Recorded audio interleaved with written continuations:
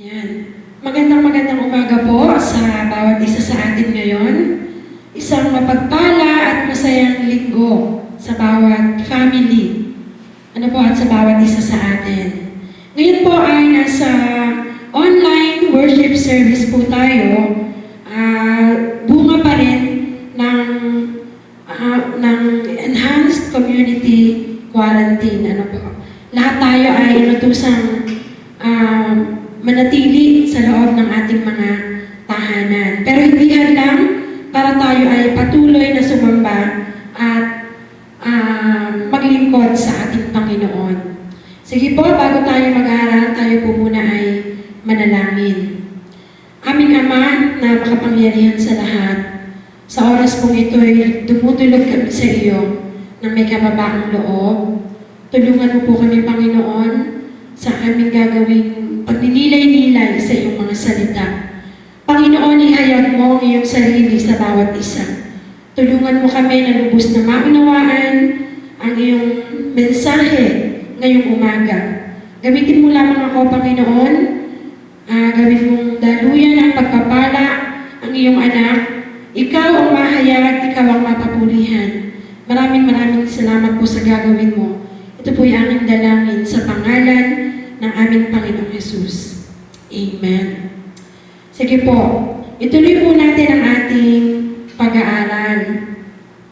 Bawat isa naman po sa atin ay nagnanais na magkaroon ng pananampalatayang matindi. Sabi nga, great faith. So, ang title po ng ating pag-aaralan, A Call to Faith and Endurance. A Call to Faith and Endurance.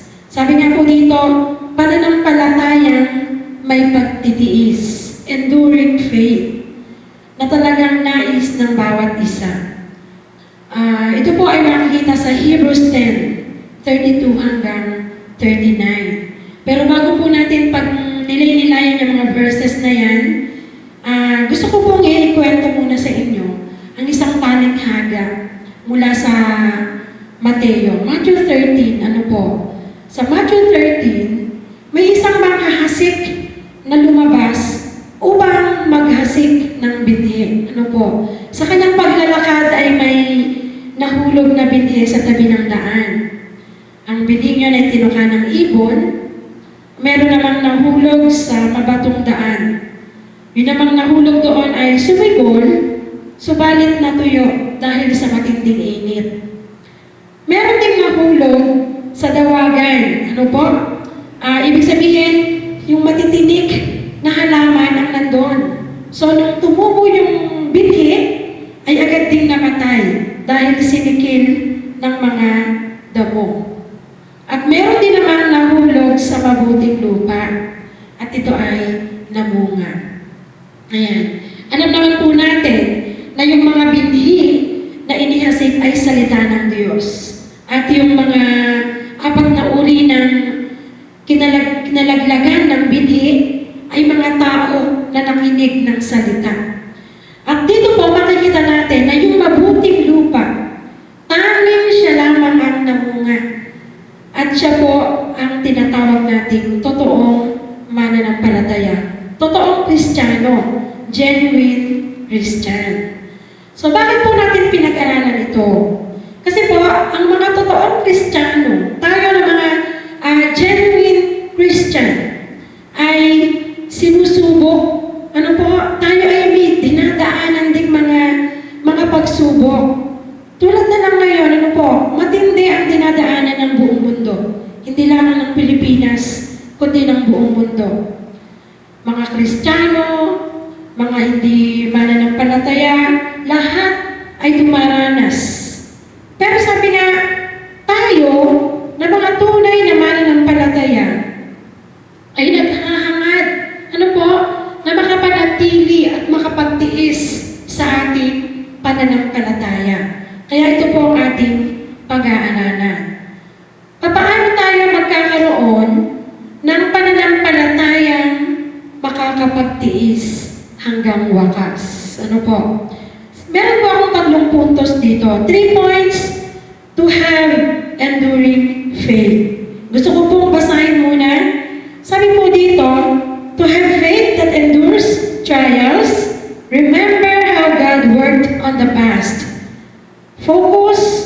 on doing His will in the present, look to His promises in the future. So dito po iikot mga kapatid ang ating pag-aaral. Sa ating past, sa ating present, at sa future. Bilang mga Kristiyano, ano po?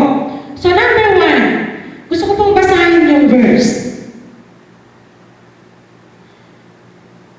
Sa verse 32, Hebreo 10:32, babasahin ko po sa Tagalog. Alalahanin ninyo ang mga araw na nagdaan, kung paano kayo'y nagtiis ng matinding hirap, matapos na kayo'y maliwanagan, ngunit hindi kayo nagpadaig.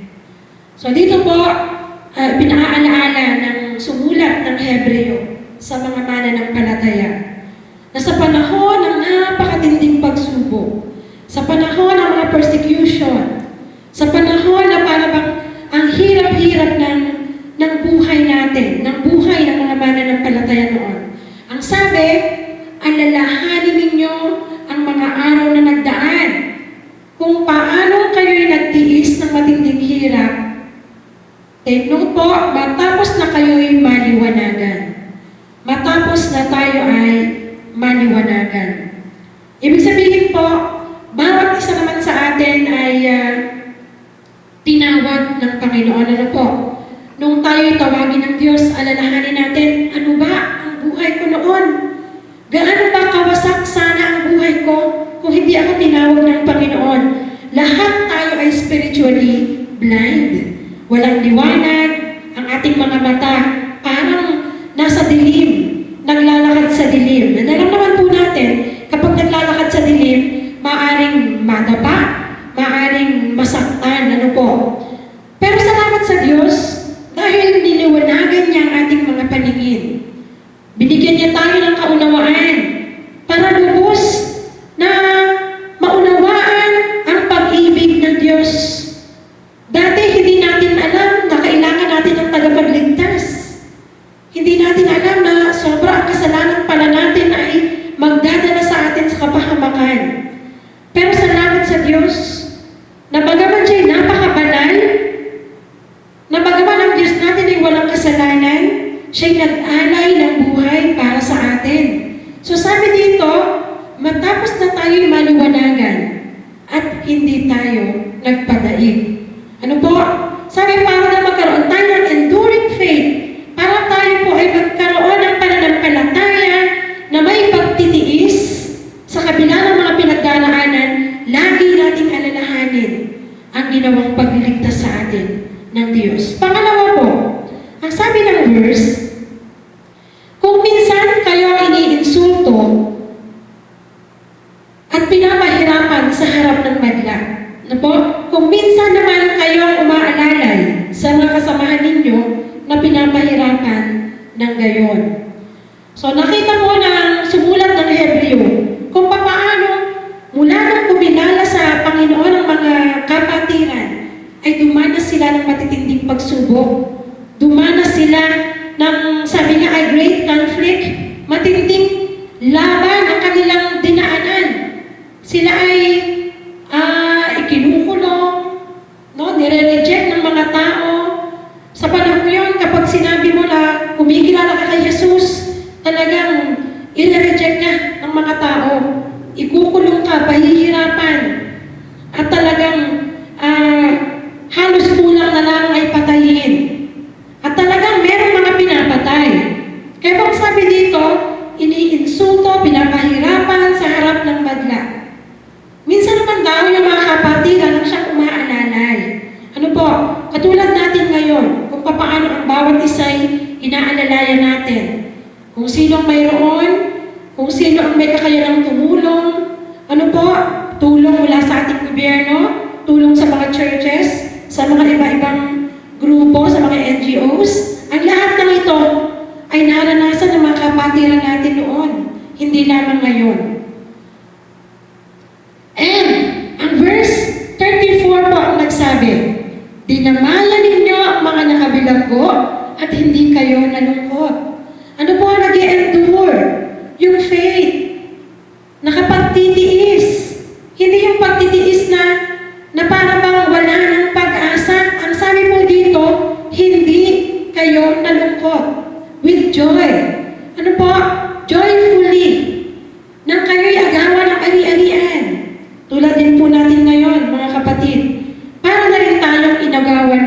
mga ari-arian dahil hindi tayo makalabas para makapaghanap buhay.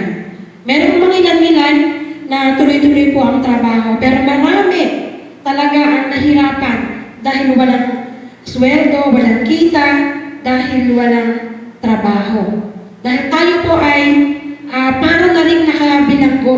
Bagaman sila ibinibilanggo noon, dahil sila ay pinapersecute, tayo naman ngayon ay mistulang nakabilanggo dahil tayo ay iniingatan naman ng gobyerno. So mapalad pa rin po tayo ngayon. Itutuloy ko po sapagkat alam ninyong higit na mabuti at nananatili ang kayamanang nakalaan sa inyo. So bakit kaya? Ano po? Bakit hindi nalungkot o hindi masyadong parang nawala ng pag-asa ang mga mananampalataya?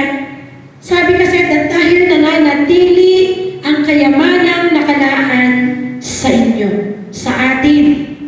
So mga kapatid, ang nawala lang po sa atin ay ang ating kalayaang lumabas, magtrabaho, pero yung pangako ng Diyos ay nananatili, yung kayamanang nakalaan para sa atin. Higit pa yan sa pera, ano po, na kayang kitain ng mga tao, gaano man kalaki ang sinusweldo, gaano man kalaki ang nawala sa'yo.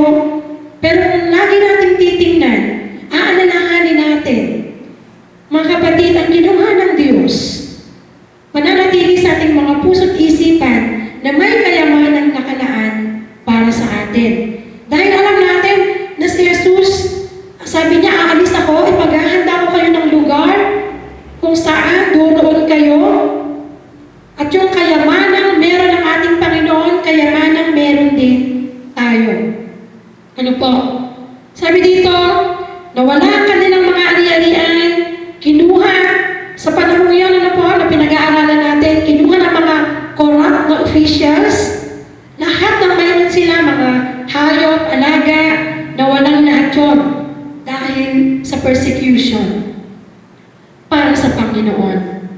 Pero hindi sila nalungkot at nawala ng pag-asa. So alalahanin natin yung joy of salvation. Yung kapayapaang meron tayo sa Panginoon. Yung kung papaano tayo ay ipinaghahanda ng Diyos sa langit. Kung papaano yung possession natin dito sa lupa ay mawawala, pero yung possession natin sa langit ay mananatili. Amen. So bilang puntos po, unang puntos, alalahanin natin ang pagliligtas ng Diyos. Remember your joy in knowing Christ. Remember how faithful He was in times of trials. Yun po ang point number 1. Punta na po tayo sa point number 2. Sabi po, focus on doing His will in the present. Hebrews 10:35.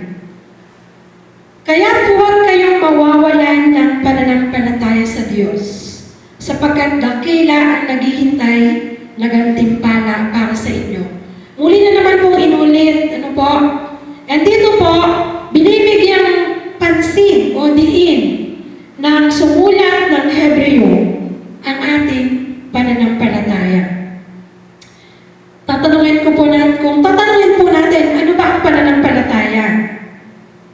Sabi po ng Hebrews 11, ito po'y pagtitiwala na mangyayari ang mga bagay na ating inaasahan. Pag sinabing inaasahan, hindi pa natin hawak, hindi pa natin nakikita, pero pinagtitiwalaan natin na ito ay mangyayari. So, ganun ba mga kapatid? Huwag kayong mawawalan ng pananampalataya sa Diyos. Pananampalataya na darating siya, na babalik ang Panginoon natin, kukunin tayo, aalisin lahat ng hirap na ating nararanasan ngayon. Sabi po dito, tiwala sa Diyos. Marami kasi tiwala sa sarili, ay kaya ko to, ako pa, marami akong ipon, kaya-kaya kong pagtagumpayan ang mga bagay na ito. Tiwala sa doktor,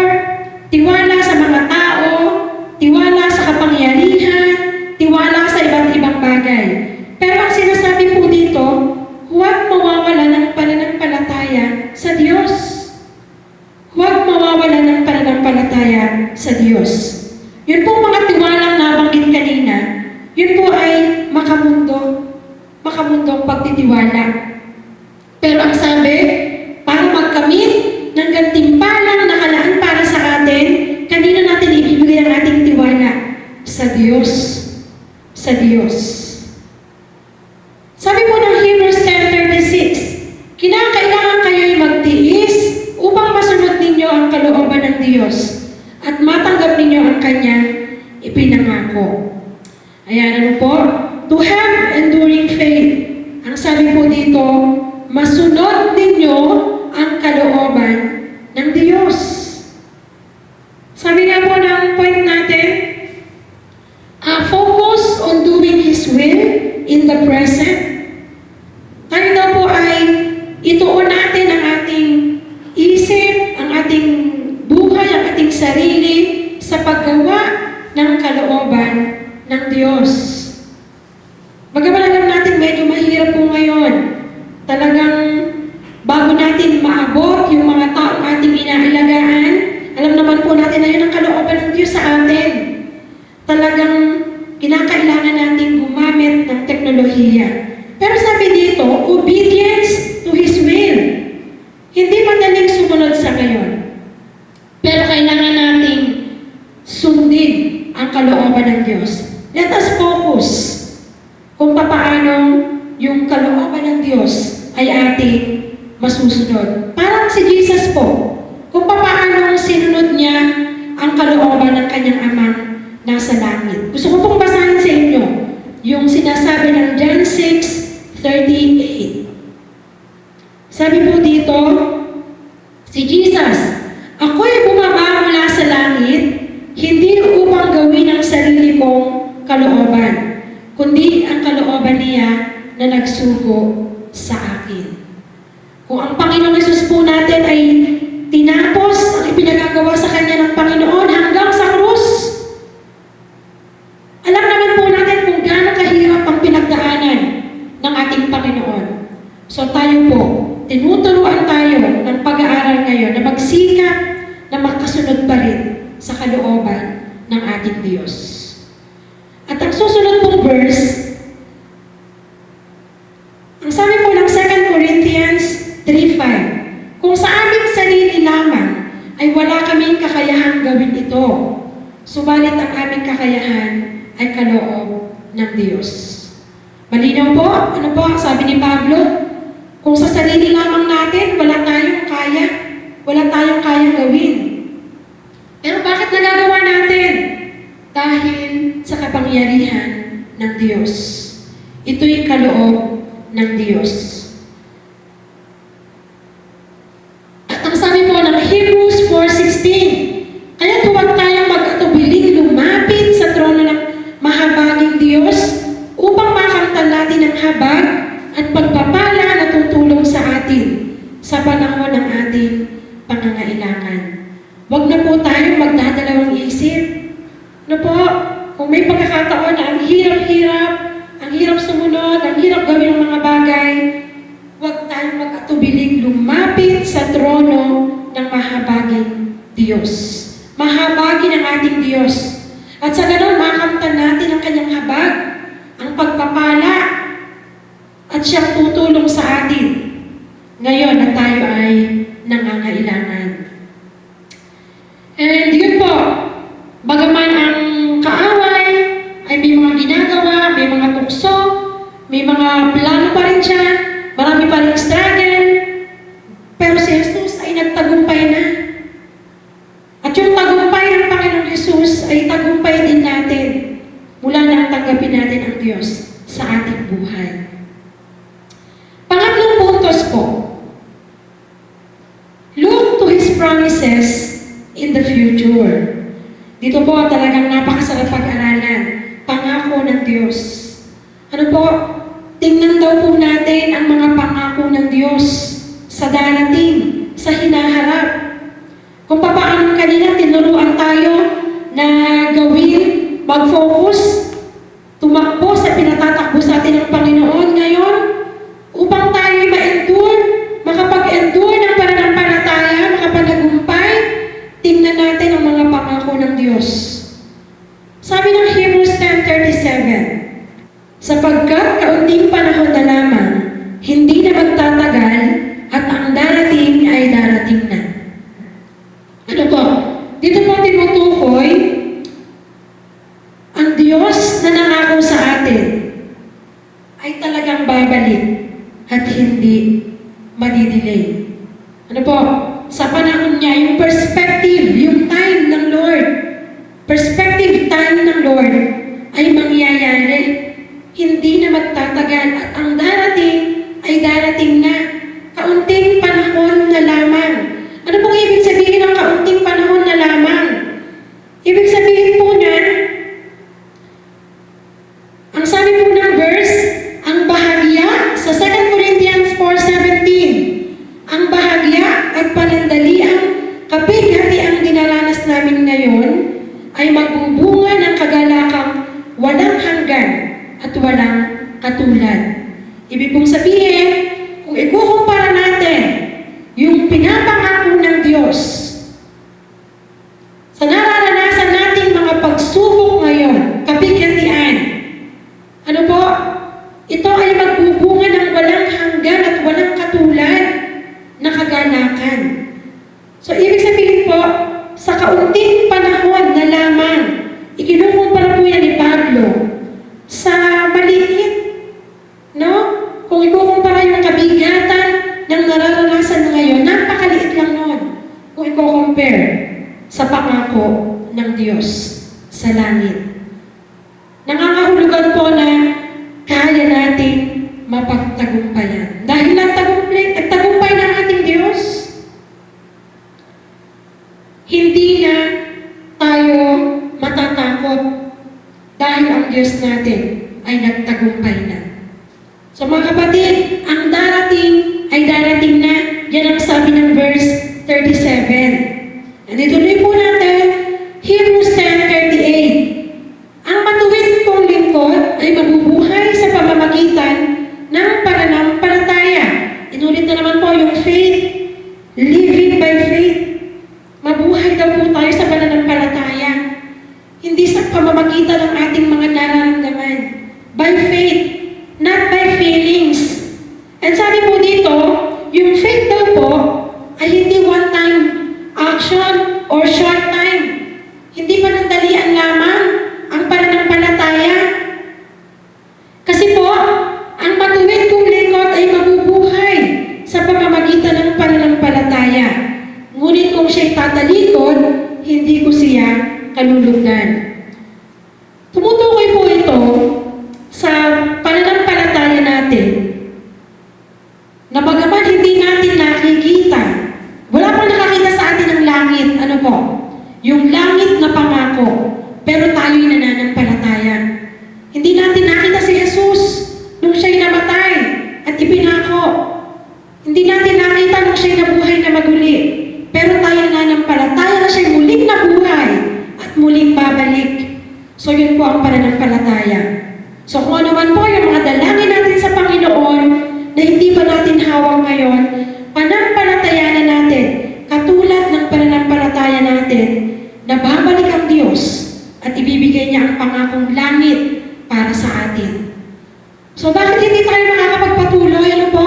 Bakit hindi tayo makakapagtiis? Ito yung mga pangako ng Diyos. Next po.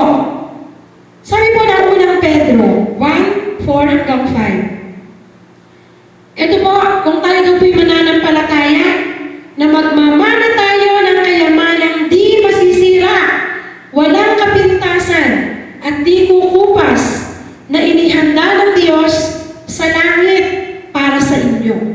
Verse 5, sa pamamagitan ng inyong pananampalataya, iniingatan kayo ng kapangyarihan ng Diyos.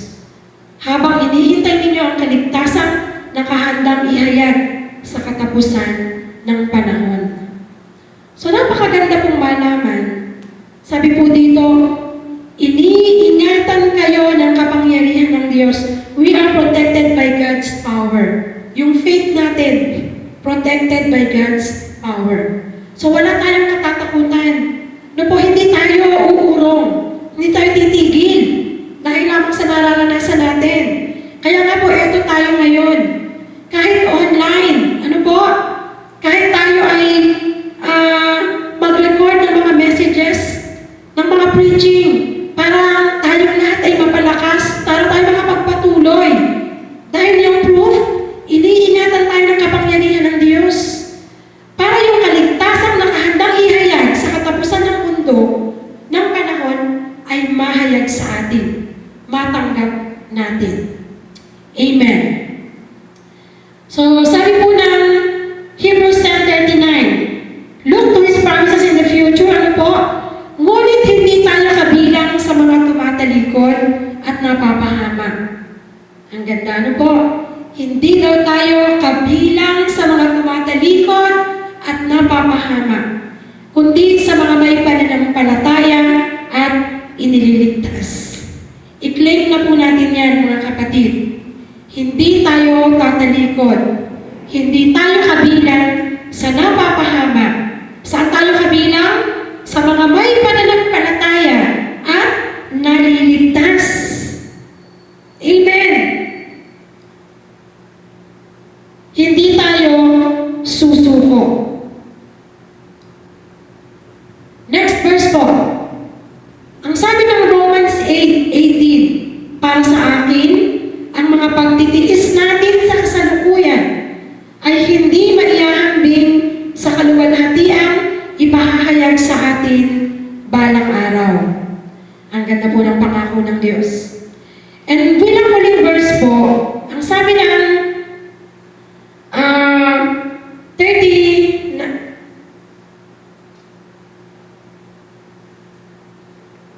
ang sabi po ng Hebrews 10:23, at hindi lamang ang sanglilikha, kundi tayong mga tumanggap na ng Espiritu bilang unang kaloob mula sa Diyos ay dumaraing din habang hinihintay natin ang paghahayag ng ating pagiging mga anak ng Diyos at ang pagpapalaya sa ating mga katawan.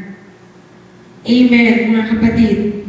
So, napakaganda po ng paalaala sa atin ng Diyos sa umagang ito.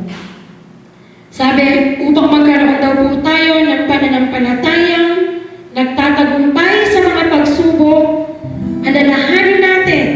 Let us remember how God worked on the past, focus on doing His will in the present, look to His promises in the future.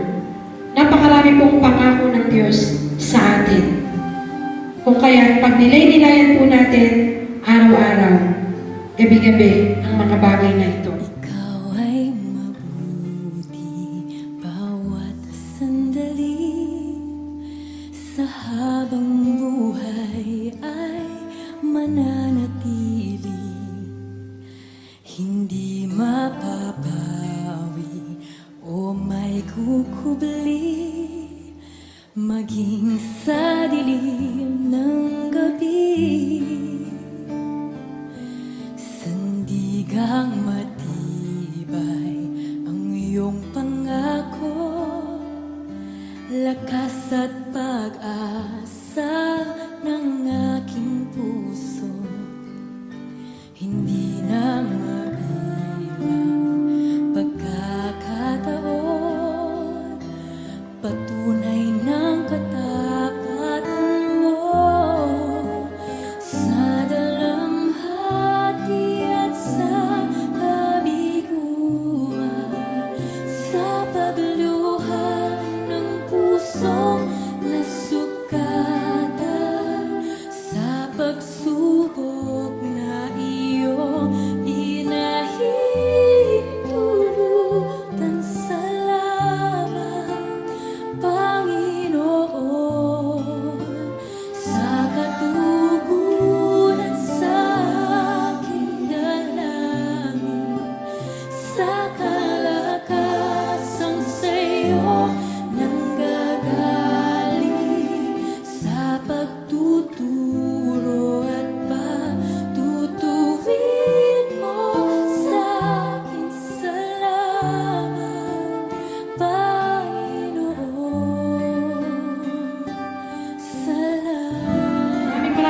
salamat po. Nawa mga kapatid, ang bawat isa ay napalakas.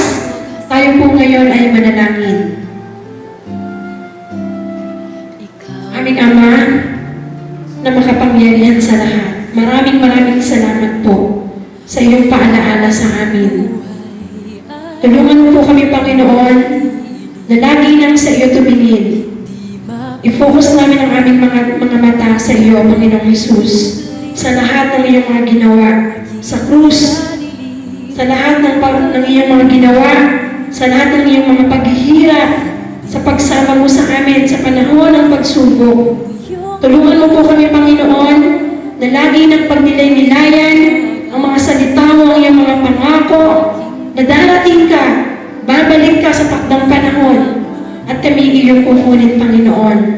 Tulungan mo po ang bawat isa, ang mga kapatiran sa buong mundo, na maging malakas ang pananampalataya, mag-ugat sa iyong mga salita. Tulungan mo kami sa iyo umasa, sa iyo magtiwala, ibigay ang aming buhay, takbuhin pa rin ang pinagagawa mo sa amin hanggang sa dulo. At dalangin po namin na hindi mawawala ng kabuluhan ang lahat ng aming mga pagsisikap.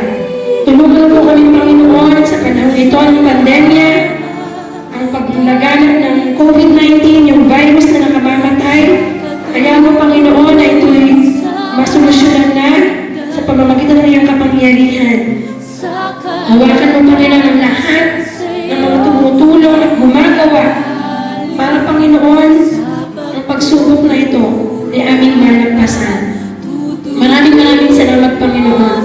Muli, ang lahat ng papuri, pasalamat at pagdakila ay maingat namin ibinabalik sa iyo. Sa pangalan ng aming Panginoong Jesus. Amen. Ikaw ay tapat, sa'yo ang papuri at pasalamat.